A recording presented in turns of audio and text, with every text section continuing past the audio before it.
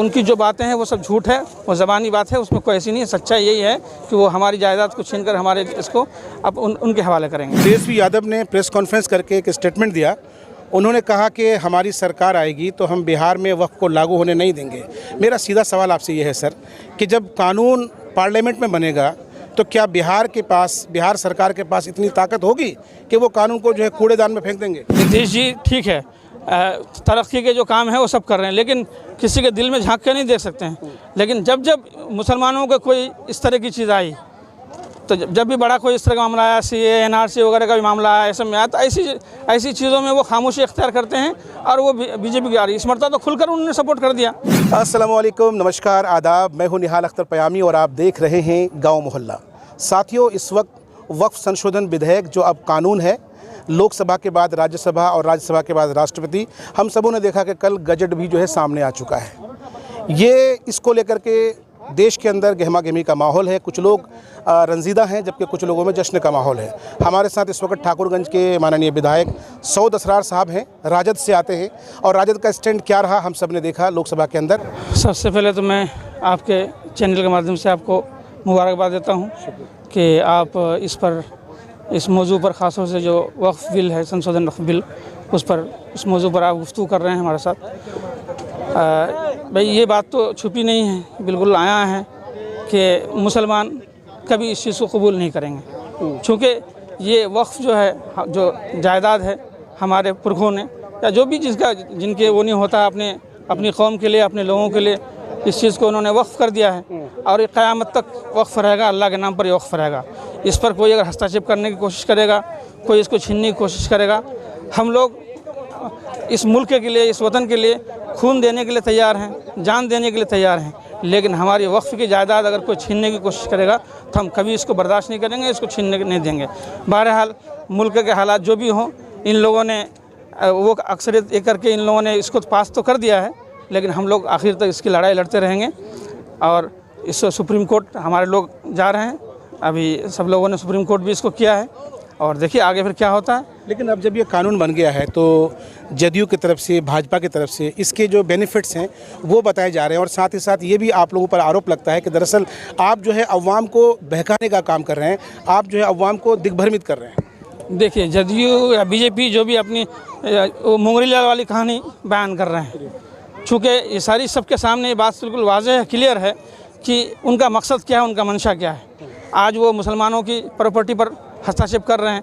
जब मुसलमानों की प्रॉपर्टी है और शुरू से वो चलता आ रहा कि उसमें मुसलमान के अलावा कोई दूसरा आदमी नहीं होगा, दूसरे इसमें, तो उसके लिए हो नहीं रहा है। फिर ये लोग अगर इतना ही समझदार हैं, इतना ही ये लोग मुसलमानों का ख्याल करने के लिए कर रहे हैं, तो फिर ये आपके इनका हिंदुओं की जो तंजीम है, हिंदुओं का जो एक्ट के मुताबिक से उनकी जो जायदाद है, उस पर फिर मुसलमानों को क्यों नहीं वो शामिल कर रहे हैं। उनको चाहिए ना मुसलमानों को शामिल करे। इसी तरह सिख का है, ईसाइयों का है, तो ये कोई नहीं, इनका मकसद ये है कि मुसलमानों की जायदाद पर इनकी नज़र पड़ी। और ये जब से मोदी हुकूमत आई है, सब लोग जान रहे हैं कि ये उन चीज़ों पर ख़ास तौर से जो यहाँ अक़लियत में जो लोग हैं उन पर ज़्यादा दबाव बनाने की कोशिश करें, उनकी चीज़ों को छीन कर ये जो अपने जो दोस्त हैं इनके वही है, उनको ये बेचने का काम करेंगे।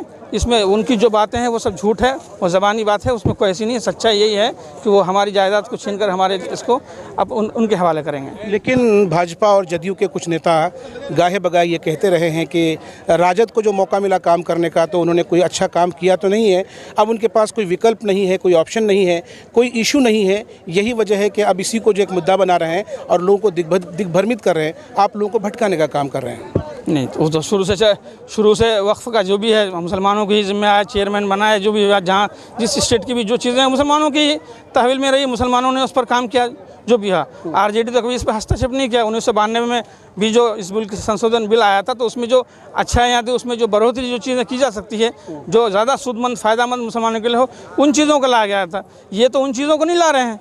ये तो आप समझ रहे हैं ना, कलेक्टर का उसमें शामिल करने का मतलब क्या है।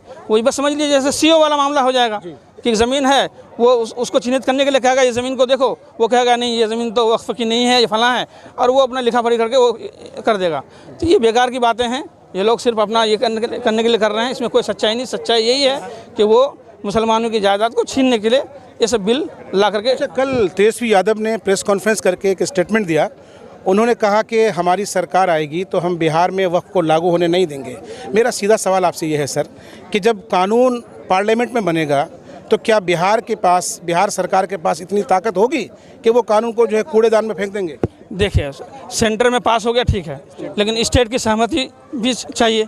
जिस स्टेट में हम किसी चीज़ को इम्प्लीमेंट करेंगे, उस कानून को लागू करेंगे, तो स्टेट की सहमति चाहिए।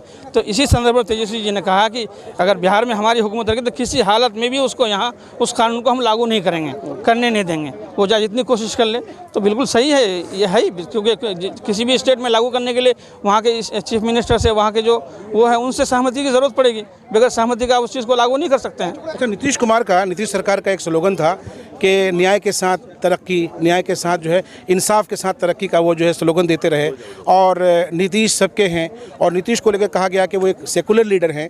लेकिन अब जब ये मामला आ गया है तो क्या नज़रिया आ सकता है सामने? देखिए, नीतीश जी ठीक है, तरक्की के जो काम है वो सब कर रहे हैं, लेकिन किसी के दिल में झांक के नहीं देख सकते हैं। लेकिन जब जब मुसलमानों का कोई इस तरह की चीज़ आई, तो जब भी बड़ा कोई इस तरह का मामला आया, CAA NRC वगैरह का भी मामला आया, ऐसे में आया, तो ऐसी चीज़ों में वो खामोशी इख्तियार करते हैं, और वो बीजेपी की आ रही इस मरतबा तो खुलकर उन्होंने सपोर्ट कर दिया। तो अब उनकी जो मंशा है वो बिल्कुल जाहिर हो गया कि वो ये समझ लिए कि आस्तीन के सांप हैं, समझे कि नहीं? दिल में ज़बान से कुछ और बोल रहे हैं, दिल में उनका कुछ और चल रहा है, उसी के हिसाब से वो अभी उन्होंने इस चीज़ का समर्थन किया है। एक अहम सवाल है, गंभीर सवाल है, और गंभीर मुद्दे पे हम बात करेंगे। दरअसल कुछ लोगों का ये मानना है कि जैसी भाजपा है वैसी ही कांग्रेस है। कैसे है? 3 तलाक मामले में हमारे मरहूम मौलाना असगरुल्लाह कासमी साहब, उनको जो है साहब वोटिंग के लिए जो है साहब जाने नहीं दिया गया। बाद में उनका स्टेटमेंट आ गया कि हम जो है ट्रैफिक में फंस गए थे। हालांकि मीडिया में कई तरह की बातें आई कि दरअसल कांग्रेस ने उनको रोक दिया है। क्या वाकई में भाजपा और कांग्रेस की कथनी करनी एक है? नहीं, देखिए, अगर ये एक बात ये होती तो ऐसा नहीं होता। शुरू से, जब से कांग्रेस की जो हुकूमत शुरू से रही है, अभी जाकर के 2014 से भाजपा की हुकूमत आई, बीच में एक आध मरतबा और आई। आप जान रहे हैं कि जब जब हुकूमत आई तो मुसलमानों की इन लोगों ने डायरेक्ट ही टारगेट किया, मुसलमानों को ही परेशान किया। कांग्रेस अपने ज़माने में तो ऐसा नहीं किया, मुसलमानों के लिए जो चीज़ें हो सकती है उन्होंने दिया। इस मुल्क को बहुत कुछ दिया, अभी जो कुछ भी सब उन्हीं का ही दिया हुआ है।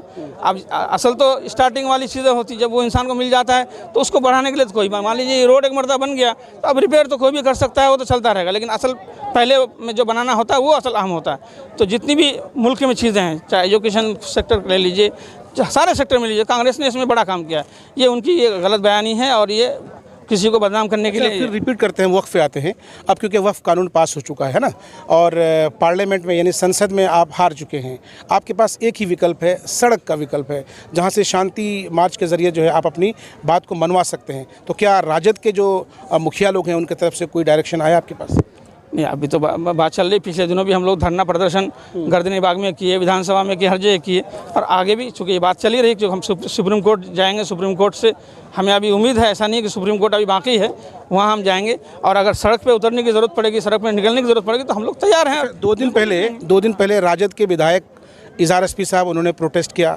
गालिबन 8 तारीख या 8 तारीख को जो है हमारे अंजार नईमी साहब वो प्रोटेस्ट कर रहे हैं। तो क्या सऊद असरार साहब भी कोई ऐसी प्लानिंग कर रहे हैं क्या? जी, हम भी कर रहे हैं। हम सारे जितने भी पैक्स चेयरमैन है, मुखिया है, जितने भी समिति हैं, सब लोग बात चल रही है 19-20 तारीख की बात, वो लोग डेट तय कर रहे हैं। हम लोग भी मुख्यालय ब्लॉक में, दिगलबैग ब्लॉक में मुख्यालय में, वहाँ हम लोग प्रोटेस्ट करेंगे, वहाँ मुजाहरा करेंगे।